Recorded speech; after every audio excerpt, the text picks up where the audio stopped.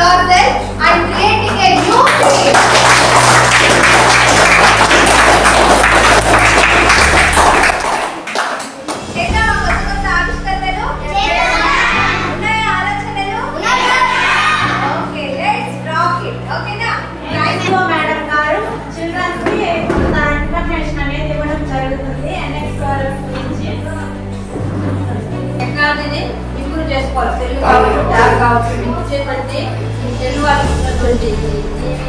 Laptop వీటన్నిటి ద్వారా మీరు ఇంకా టెక్నాలజీ ఇంప్రూవ్ చేసుకొని భవిష్యత్తులో మంచి పౌరులుగా అయితే చెప్పిన వాళ్ళు ఇంకా మేము సెలెక్ట్ చేసుకోలేదు. వీళ్ళ నుంచి కూడా మళ్ళీ ఎవరికైతే నిజంగా ఇంట్రెస్ట్ ఉందో చేయాలని వాళ్ళని మళ్ళీ మనం ప్రాజెక్ట్స్ సెలెక్ట్ చేసుకుంటాం.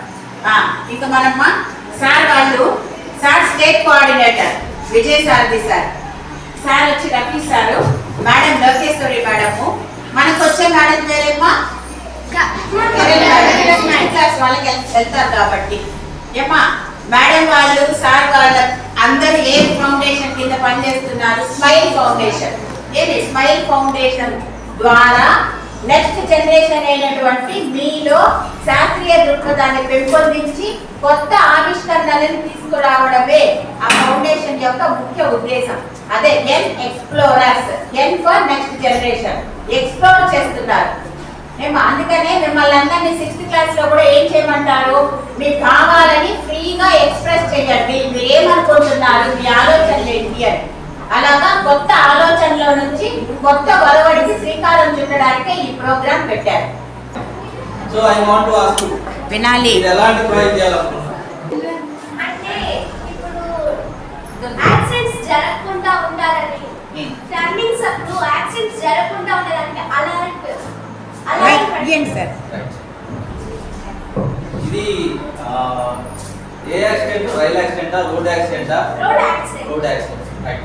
దానికి ఎలాగా సొల్యూషన్ ఎలాగా? అంటే ఇప్పుడు ఒక టర్న్ పెట్టేసి స్పీడ్ బ్రేకర్స్ పెడతారు సార్. అక్కడ ఒక 2 అలారమ్స్ పెట్టేసి ఇక్కడ ఒక వెహికల్ వస్తే అక్కడ అలారం అవుతుంది. అప్పుడు వాళ్ళు అలర్ట్ గా ఉంటారు. అక్కడ వెహికల్ వస్తే యాక్సిడెంట్ జరగకుండా ఉంటారు. Okay right. అందరూ ఒకసారి క్లాప్ కొట్టండి. దీనికి సొల్యూషన్ ఉంటుంది. ఆ కార్నర్ లో కాన్కేవ్ లెన్స్ పెడుతున్నారు, తెలుసా? అది టర్నింగ్స్ కాడ కాన్కేవ్ లెన్స్ పెడతారు. కాన్కేవ్ లెన్స్ పెట్టినప్పుడు దానికి solution problems as around us, solutions are behind us. So ఈ ఎక్స్ప్లోరర్ ఇన్నోవేటివ్ గా ఆలోచించాలి, స్మార్ట్ గా ఆలోచించాలి. హార్డ్ గా ఆలోచించాలి. స్మార్ట్ తెలుసు కదా, ఈజీగా ఆలోచించగలగాలి. అంటే సింపుల్. ఓకేనా? సింపుల్ గా ఆలోచించాలి.